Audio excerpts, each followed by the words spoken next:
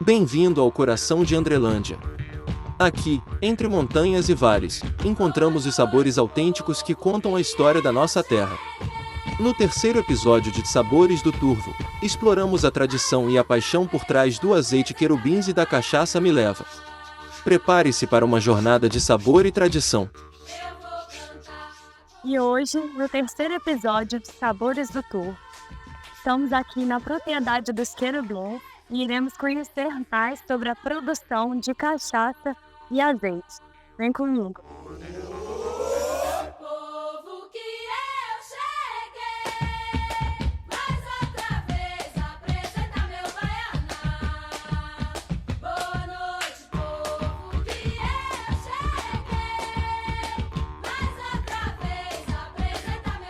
Estou aqui com o Caio, gerente geral da Agroindústria. Tudo bem, Caio? Tudo bem. Muito obrigada por ter nos recebido aqui, abrir um pouco a propriedade, contar um pouco da história daqui. Vai ser um prazer receber vocês, contar um pouco do nosso processo, né? O que motivou o nosso plantio. Sim, agora nós vamos conhecer um pouco mais sobre o plantio e a colheita lá no Olival.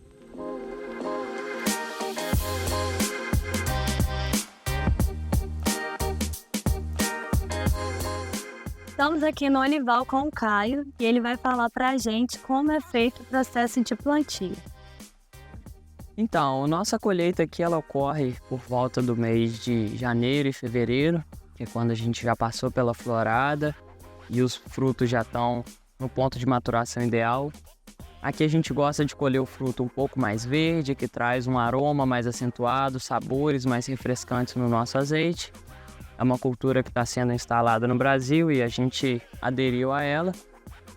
Aqui a gente conta com diversas espécies de oliveira. A gente tem arbosana, arbequina, que são as mais comuns, mas também temos coroneio, grápulo, picual, espécies que trazem notas diferentes no nosso azeite. E todas são usadas lá para o processo de produção? Todas são usadas. Hoje a gente não faz uma separação delas, a gente faz o que é chamado de blend do campo. A gente mistura todas as espécies sem medir proporções, sem separar nenhuma da outra e faz uma harmonização final. Então todo ano o nosso azeite ele tem um sabor diferente, tem uma característica diferente. Hoje praticamente todas as nossas árvores estão produzindo. Elas começam a ter essa produção a partir de 4 anos e as nossas mais jovens já estão beirando essa idade. Então, apesar de em proporções reduzidas, todas elas já geram frutos. E depois da gente conhecer esse processo de plantio e colheita, nós iremos agora mostrar o processo de produção lá no lagar do azeite. Depois dessa colheita, eles são trazidos aqui para o nosso lagar, que é onde ocorre o beneficiamento do fruto, e iniciamos por esse equipamento, que é a moega. Ela é uma espécie de funil para o armazenamento e distribuição do fruto para a planta. Então aqui é tudo feito de forma mecanizada, em sistema fechado. A gente não tem contato com o fruto para preservar a qualidade, ter uma maior higiene. Após o fruto seguir por essa esteira, ele chega no início do processo, que é o separador de folhas e galhos. Porque na colheita ele vem um pouco de folha, um pouquinho de galho, alguma sujidade um pouco maior. E é aqui que a gente vai remover ele. Depois de pesado, o fruto segue através dessa segunda esteira e cai na estação de lavagem. Depois de limpo, o fruto passa por uma torre de secagem para tirar o excesso de água. E então é destinado para a área limpa do lagar, que é onde ocorre em si a extração e beneficiamento desse azeite. Toda essa parte verde superior aqui é um moinho. Ela tem uma hélice ali que roda em alta velocidade que faz a trituração desse fruto. E depois que isso é tudo triturado, ele vem para esse equipamento aqui embaixo. É uma rosca sem fim enorme que a gente chama de batedeira, que é para a gente poder despreender o óleo do azeite. Então aqui depois que a gente promoveu, a bateção dessa massa, o óleo já foi despreendido, é engatado um mangote nessa bomba que é conectado a esse equipamento. Ele é chamado de decanter, é uma centrífuga horizontal, e através ali da diferença de densidade, ele tem uma alta rotação, ele separa o azeite da pasta e o caroço.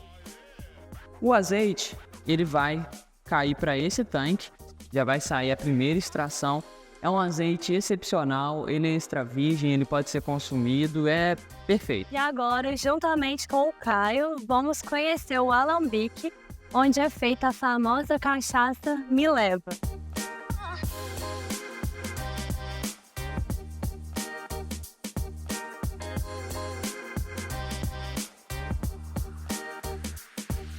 Aqui a gente tem o início do processo com o nosso engenho. A cana é cortada lá no campo e a gente moe ela aqui. Depois de moída, ela vai vir por tubulação fechada. O processo aqui também é de forma bem higiênica, a gente toma esse cuidado para a nossa área de fermentação e padronização. Logo no início a gente tem um decantador que serve para a gente remover os bagacilhos do caldo. São fiapinhos que vêm da cana mesmo. Então, depois de remover, a gente destina o caldo para o tanque de padronização, onde a gente aquece ele, dilui com água, para poder chegar no padrão que o fermento requer, reduzindo assim o teor de açúcar, né, e aquecendo para acelerar a fermentação. Depois que esse caldo foi limpo e padronizado, a gente traz ele para nossas dornas de fermentação, que é onde a gente vai ter o nosso fermento, né, como se fosse uma espécie de isca, e vai trabalhar durante toda a safra. Então todo dia a gente alimenta ele, deixa ele fermentar esse caldo e no dia seguinte a gente retira para fazer a cachaça. Depois de fermentado, esse caldo é bombeado para o nosso alambique. É um alambique de cobre, tem uma serpentina ali dentro. Essa serpentina aquece através do vapor e faz com que as substâncias da cachaça, né, evaporem e passem por esse deflagmador que a gente chama. Então, depois de aquecida, todas essas substâncias sobem, passam por uma torre de resfriamento e aqui vão condensar para a gente poder fazer o corte da cachaça. Conta pra gente os detalhes, qual cachaça qual, a diferença do tempo que cada uma fica. Então, hoje a gente trabalha com 3 modalidades de cachaça. A cachaça branca, que ela é armazenada no inox.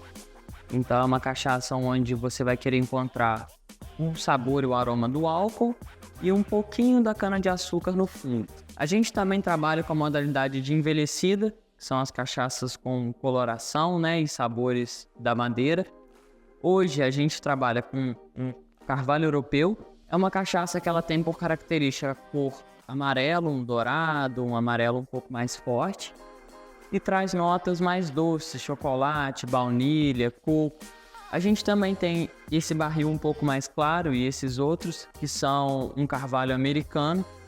É uma madeira bem tradicional. Ela traz notas de amadeirado, torrado, amêndoa, nozes, café. E traz uma cor característica de vermelho âmbar, bem semelhante ao whisky. Depois de produzido, a gente traz a cachaça já ou envelhecida ou amansada em vaso, onde a gente coloca dentro da garrafa, põe um lacre para poder, né, proteger o produto e dar uma certa garantia, rotula e especificamente essa cachaça a gente coloca uma medalha. Foi a premiação que a gente teve no concurso. Então, Caio, muito obrigada por ter mostrado tudo pra gente, os processos, tanto da cachaça quanto do azeite. E agora nós vamos conhecer um pouco mais sobre a história dessa propriedade do escrever.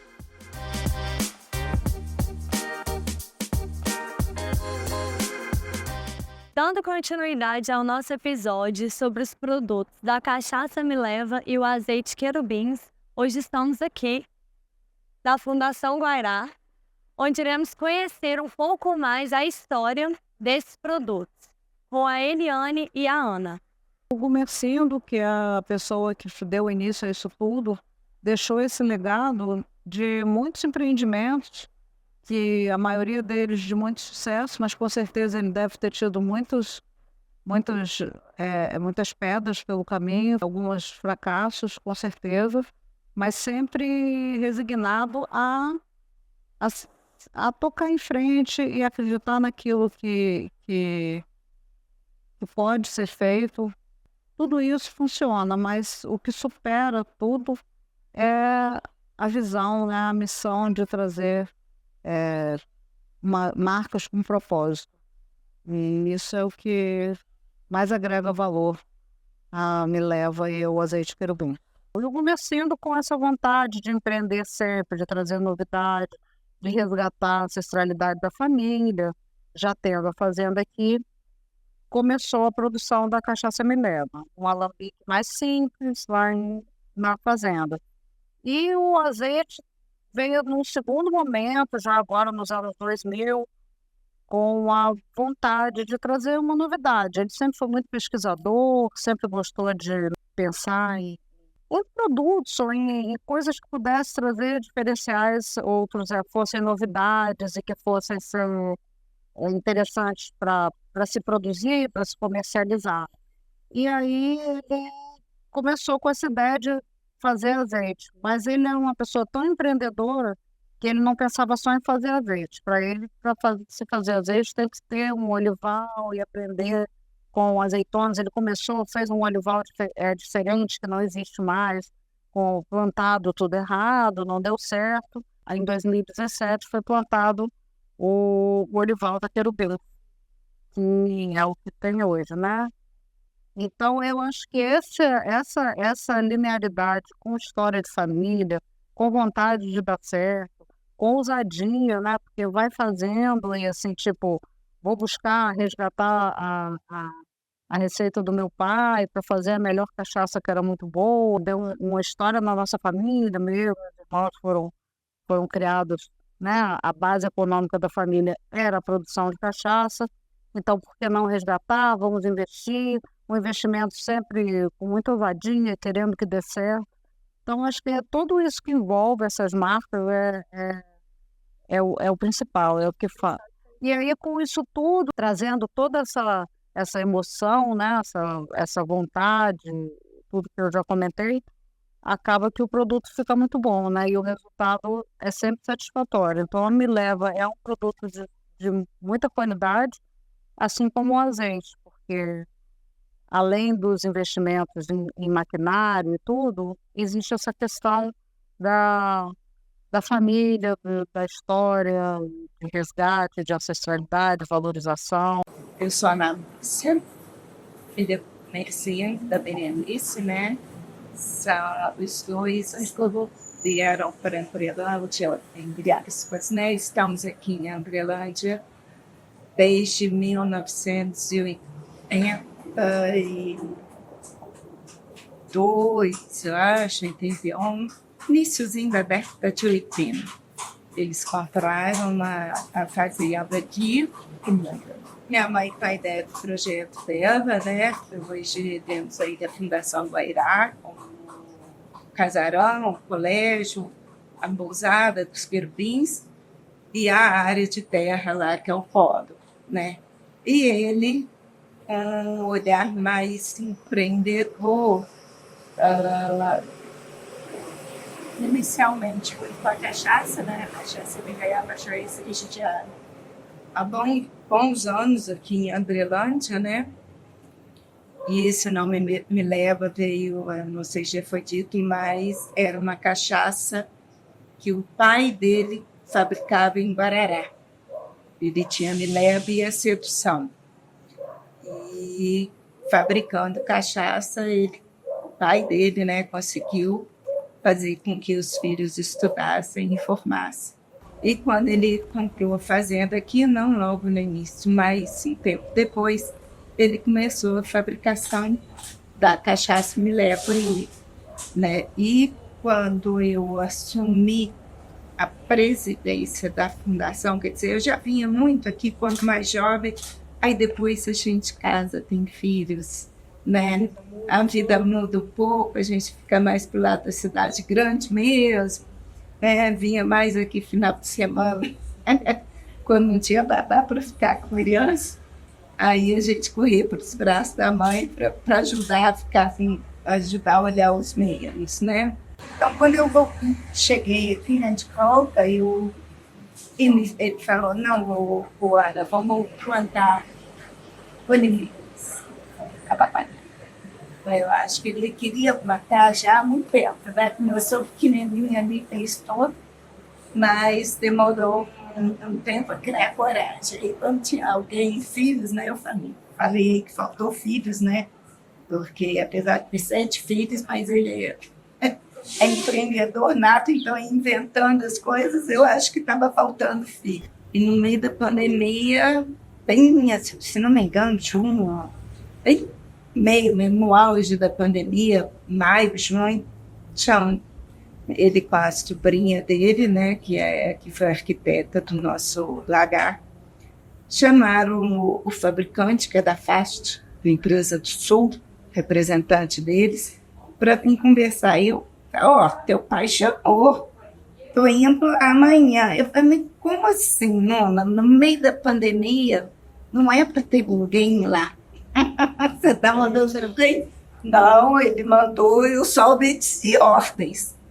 Aí eu vim também, o cara veio de todo cuidado, né? Mas ele queria encomendar um equipamento maior. Falei, não, pai, vamos com calma. Vamos fazer a metade, depois a gente cresce. Eu penso grande. Meu pai sempre foi muito empreendedor, né? Ele, não sei se... Ele fala brincando, mas talvez tenha um fundo de verdade. O sobrenome da minha mãe é Berenice Ribeiro de Oliveira. E o dele é Comercindo Arroz Machado. Então ele fala que o Machado cortou Oliveira, que ficou Berenice Ribeiro Machado. Cortou Oliveira do nome. E eu não sei se isso, de alguma maneira, o incentivou a plantar as oliveiras. Né? Quer dizer, claro que não adiantava nada querer plantar oliveira no estado do Rio, no calor. Né? A oliveira precisa um pouco de frio. Mas como ele estava aqui, tinha uma área, é uma região propícia, por enquanto a gente acredita, ainda não tenho muita certeza, não. É uma região propícia para as oliveiras, ele sempre se encantou, porque a oliveira tem um simbolismo, né? É uma árvore da vida. E a gente, quem planta oliveira, não planta oliveira por 10, 15 anos, planta oliveira para 200, 300 anos. Né? Na verdade, é oliveira de 2.000 anos que ainda produz. Né? Então, acho que talvez vislumbrando essa eternidade da oliveira, né, ele quis muito plantá-las.